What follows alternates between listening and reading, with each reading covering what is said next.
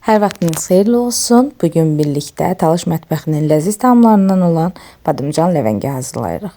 Bunun üçün badımcanlarımızın baş hissəsini kəsirik, artıqlarını təmizləyirik. Daha sonra isə içərisini oyub, üzərinə deşiklər atırıq. Deşiklər atmaqda məqsədimiz odur ki, qaynayan zaman acısı daha yaxşı çıxa bilsin. Daha sonra qazanımızda suyu qaynadırıq, üzərinə duz və badımcanları əlavə edib təxminən 10 dəqiqə qaynadırıq. Başları yumuşalmağa başladıqdan sonra isə ocaqdan götürürük. Üst-üstə yığmırıq qazandan boşaldan zaman yan-yana düzürük. Çünki üst-üstə yığarsaq içləri xəmirləşəcək. Ona görə də yan-yana düzürük və biraz sərinləməyini gözləyirik ki, əlimizi yandırmasın. Düz bir yer üzərində hamısını yumru şəkildə yerləşdiririk. Videoda da görəcəyiniz formada.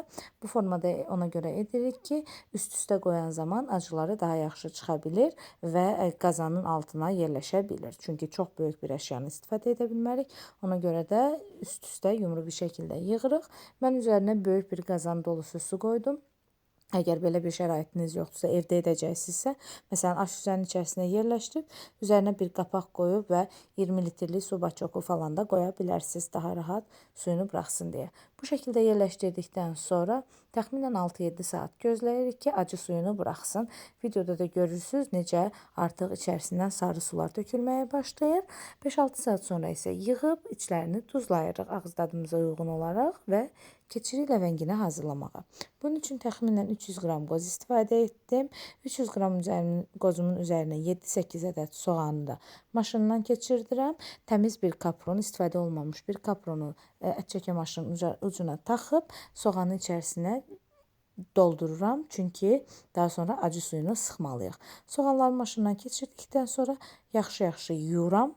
Elə kapronun içərisində saxlı bir şəkildə soğan öz acı suyunu daha yaxşı buraxsın deyə və qozumla birləşdirib, suyunu sıxıb qozumla birləşdirib üzərinə ağız dadına uyğun olaraq duz, istiot, biraz da palçıq turşusu əlavə edirəm. Yay fəsli olduğunu nəzərə alaraq bir ədəd pomidor da ləvəngimə qatıram ki, daha qəşəng bir dad versin. Bunları etdikdən sonra isə hazırlamış olduğum ləvəngini badımcanların içərisinə doldururam. Normalda badımcan ləvəngisi qazın üzərində pişir. Mənim qazlarım hamısı doluydu. Ona görə də sobada pişirdim. Əvvəlcədən 200 dərəcədə isitmiş olduğum sobada listimi bol-bol yağlayaraq badımcanlarımı düzürəm və arada çıxardıram, çevirirəm tərs üzünə. 1-2 dəfə bu prosesi eləyirəm ki, hər tərəfləri yaxşı yağlana bilsin. Tavada eləyən zaman da 2-3 dəfə çevirməyiniz daha yaxşı olar. Bu şəkildə ləvəngilərim artıq hazırdır. Hazırlayan hər kəsə indidən nuş olsun.